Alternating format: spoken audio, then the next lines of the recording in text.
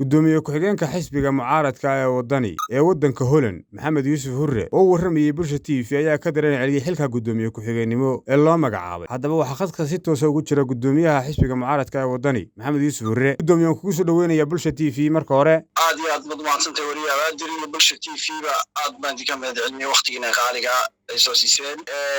marka hore ilaahay baa mahad iskale. marka labaadna waxaan doonayaa inaan ka hadlo dhowr qodob oo ku saabsan guddiga fulinta ee xisbiga waddani ay magacaabeen maxay gudoomiyaha labaad ee xisbiga waddani ee laanta Holland ayay magacaabeen. marka labaad waxaan salaamayaa gudoomiyaha aana musharaxa madaxtinimo Cabdiraxmaan Maxamed Cabdullaahi Ciro iyo gudoomiyaha xisbiga waddani Xirsi Cali Xaaji Xasan uga mahadcelinayaa xilka ay doorteen guddigan waddanka Holland ugu horeeyo gudoomiyaha Cumar iyo gudoomiyaha kale Maxamed iyo xoghayaha maantood guddida oo dhan oo isku duuban oo aan kala qaadayn waana uga mahadcelinayaa xilka ay doorteen.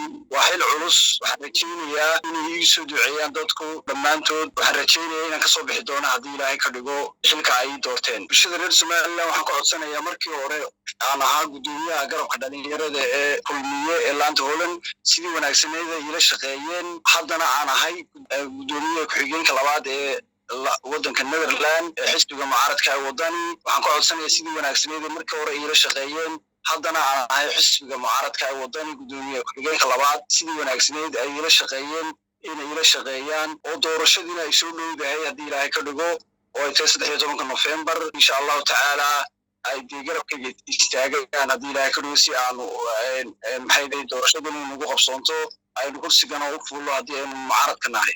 gudoomiye waxaan ku weydiin lahaa inta ku raacin lahaa madaxweynaha jamhuuriyadda Soomaaliland Muuse Biixi Cabdi wuxuu yimid waddanka Mareykanka balka xisbi ahaan sidaad u aragtaa idinku arrinka xisbi ahaan wariye aad u maasantay annagu horena uga hadalnay xisbi mucaarad ahaan walow aanan la joogin aanu laba dal kala nahay dee Netherland iyo aanu kala nahay iyo America balse xisbiga mucaaradka uu ka hadlay waanu soo dhaweeyey dadka qurba jooga gaar ahaan xisbiga mucaaradka dhammaantood waxay dhaheen si wacan loo soo dhaweeyo waana la shaqeeyeen balse madaxweynaha midun baan leeyahay waxay tahay mudan madaxweyne guul weyn baad soo hoysay ictiraafkina insha allah uu iman gacantaanad ku sidaa xabadaan raacinaya waxay tahay inaad marka soo laabato aad waddankii kusoo guriya noqoto inaad doorashada xilligeedii ku qabato 13 November kabacdina ururada la furo si ay taariikhda baaldahaba ay kugu gasho. kaasi wuxuu ahaa gudoomiye ku-xigeenka